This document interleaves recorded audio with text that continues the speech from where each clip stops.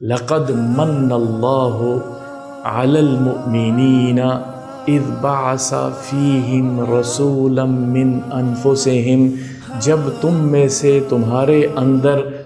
سے اللہ نے ایک رسول بھیجا ہے۔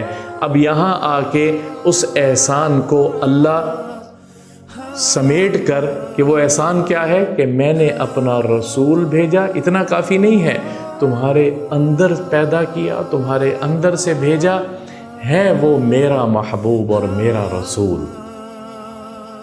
اللہ اکبر۔ پھر آگے میرے اس رسول کی، میرے اس بھیجے ہوئے پیغمبر کی تمہارے اندر آنے کی وجہ کیا ہے، وہ احسان کیا ہے؟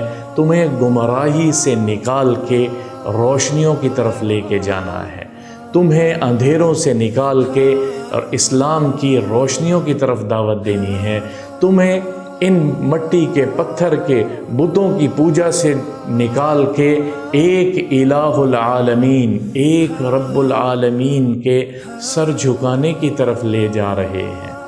یتلو علیہم آیاتی، تمہیں وہ میرا قرآن سنانے کے لیے آیا ہے۔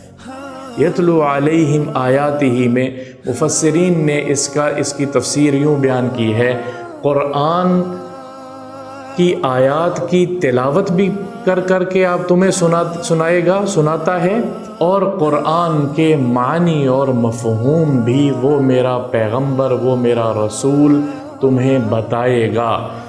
قرآن اور معانی سے حدیث مراد ہے، معانی سے یہاں حدیث مراد ہے۔ بڑی آسانی سے لوگ کہہ جاتے ہیں قرآن میں تو نہیں ہے، حدیث بھی اسی آیت سے ثابت ہو رہی ہے۔ یعلمہم الکتاب، اس کی پھر تفصیل پھر اگلی آیت میں، یعلمہم الکتاب، تمہیں وہ کتاب یتلو تلاوت بھی کر کے سناتے ہیں اور تمہیں وہ سکھا بھی رہے ہیں۔